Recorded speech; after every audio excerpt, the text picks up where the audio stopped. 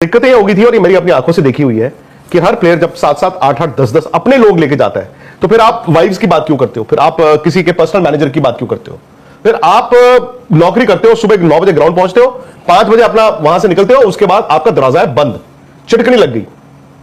Senior player निकल जाएगा, senior player को कोई प्रॉब्लम नहीं, उसको पता है मुझे कल क्या करना है।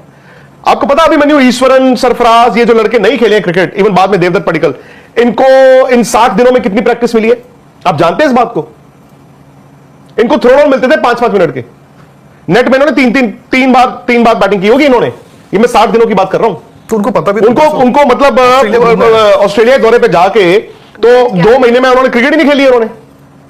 आप नाम लेके जाओ ना 22 लोग, किसने कहा था आपको 22 लोग लेके जाने के लिए? आप 15 ही लेके जाया करो अगर आपसे नहीं संभाले जाते तो। अब वो उन लड़कों को बताइए ना मुझे कि ना उनको क्रिकेट खेलने को मिल रही है, ना उनको प्रैक्टिस मिल रही, ना उनको बता रहा होगा कि क्या चल रहा है। अभी मैंने ईश्वरन जब यहां से जहाज में उड़ के गए थे तो सब कह रहे थे ना यार ओपन चलो, इनको टेस्ट क्रिकेट मिल गई। आपने बाद में दौरा खत्म होते होते उनका नाम याद है आपको? ऐसा नहीं है, आप इतने 72 लोग थे यार वर्ल्ड कप में, 72 बिजनेस क्लास टिकटें चाहिए थी इनको जो नहीं पॉसिबल हो पाई। सपोर्ट अब आपने क्या किया, एक बैटिंग कोच आज डाल दिया। मैं आपसे जानना चाहता हूं, इसका रिव्यू मीटिंग में क्रिकेट भी डिस्कस हुई है, चलो इन्होंने ये कहा हमें एक बैटिंग कोच चाहिए। अब मैं ये पूछता हूं कि बैटिंग कोच अब मिला है इंडियन टीम को? अभिषेक नायर का रोल क्या था? वो तो पर्सनल बैटिंग करा के केकेआर गए, केकेआर से फिर वो आप इंडियन टीम, उनको किस लिए लेके आए थे? रायन टेन डस्काटे वो क्या करते हैं? फील्डिंग कोच तो ऑलरेडी है आपके पास, बॉलिंग कोच तो ऑलरेडी है। सो आपके पास टेक्निकली अदर देन गौतम गंभीर 3 बैटिंग कोच हो गए। मतलब कर क्या रहे हो आप? मुझे सितांशु कोटक का बताएं, ठीक है वो एनसीए में है, वो इंडिया ए वगैरह के साथ भी जाते हैं, मतलब is Abhishek Nair out now? Have they decided कि अब नहीं, बस ये दौरे के बाद एक बंदे को निकाल देना है।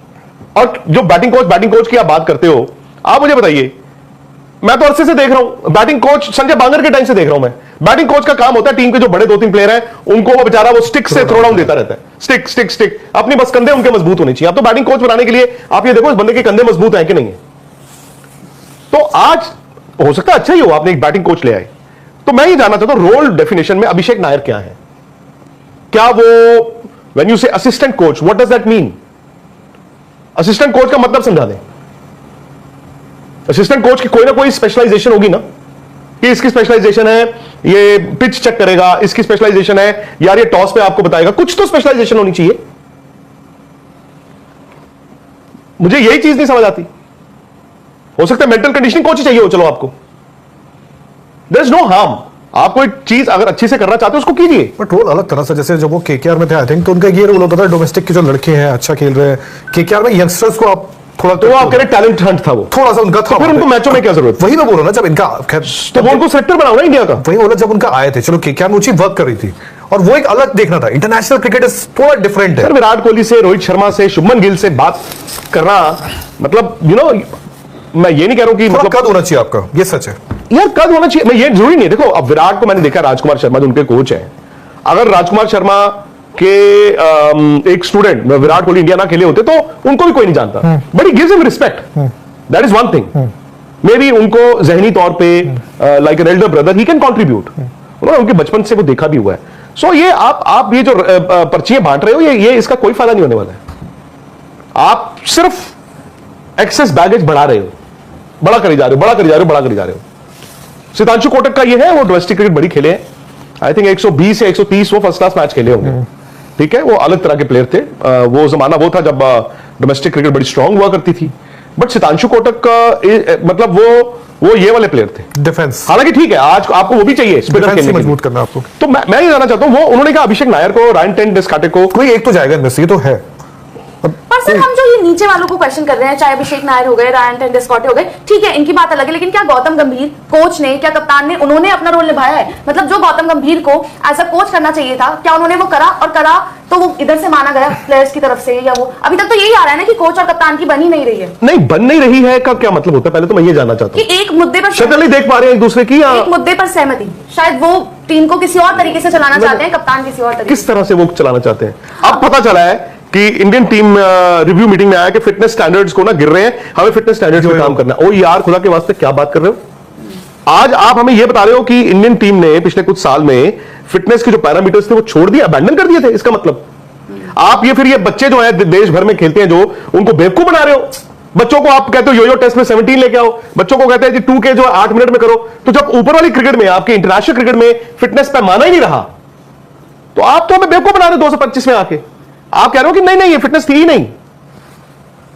सो आप एलिमेंट्री मिस्टेक्स कर रहे हो। आप how the Indian cricket has been run is something जो आप डाइजेस्ट ही नहीं कर पा रहा हूं। मैं तो जितनी बातें हर रोज सुन रहा हूं, पढ़ रहा हूं, ठीक है, मोस्ट ऑफ इट ये र्यूमर भी होता है, उसको फैन कर दिया जाता है, उसमें आग में घी और भी डाल दिया जाता है, चलो बढ़ता रहा। आज तक किसने आके डिनाई नहीं किया।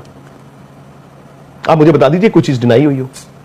इन्होंने सरफराज का जैसे कल नाम चलाया, अगर बोर्ड चाहे या कोई आके, अगर सरफराज ने नहीं किया है, आप बोलिए नहीं यार उस बच्चे को आप गलत रगड़ रहे हो, आप बोलिए तो सही।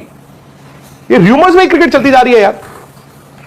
मैं मदन लाल जी यहां पे बैठे नहीं है यहां पे आज, वो उनका पहला इंग्लैंड का दौरा था 1974 जब वो इंग्लैंड गए थे। यंगस्टर अमृतसर से उठ के एक लड़का, इंडिया का फास्ट बॉलर, उस टाइम पे नहीं होते थे वो, 1974 वो इंग्लैंड टूर पे गए थे, जिसमें हम जिसे समर ऑफ क्या 46 कहते थे, ये समर ऑफ 42, 42 या 46 आउट हम लॉर्ड्स में हुए थे।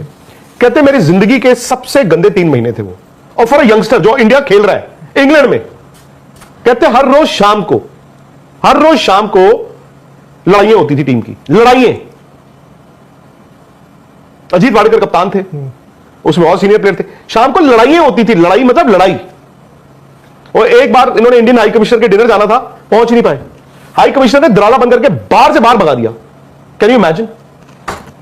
तो आप कहां पर जा रहे हो।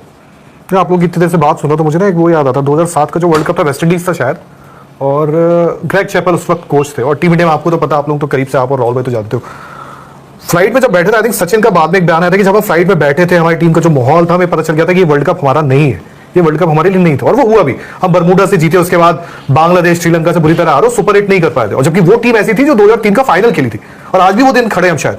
पिछला ओडीआई वर्ल्ड कप का हमने फाइनल खेला है, और अगला चैंपियंस ट्रॉफी हमारा है, और एक वर्ल्ड कप जीते भी हैं। हाँ, और ये जो कलेश चल रहा है, और क्योंकि कुछ चीजें से दिख जाती है, आपको दिख रहा होता है, आपको महसूस हो रहा होता है। देखो इसमें क्या उस टाइम पे ग्रेग चैपल की गलती थी?